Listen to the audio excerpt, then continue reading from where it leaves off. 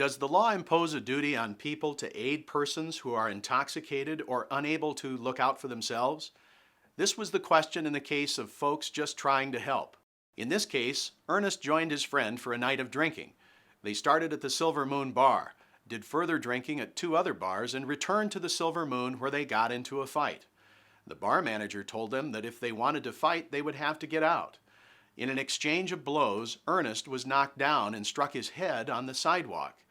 After applying towels to his head inside the Silver Moon to stop a nosebleed, the bar manager and a friend carried Ernest back to his hotel, got the room key, put him in bed, and left.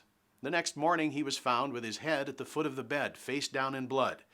He was taken to the hospital where he died due to a brain hemorrhage caused by a skull fracture.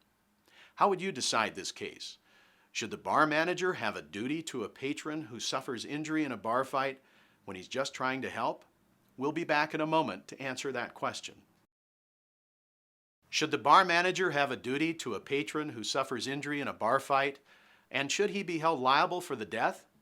In this case, the court said yes to the question of duty owed, but no as to liability for the death. The 1953 case of Steckman versus Silver Moon, the South Dakota Supreme Court ruled that the law recognizes there is no general duty to come to the assistance of a person who is ill or intoxicated or unable to look out for himself.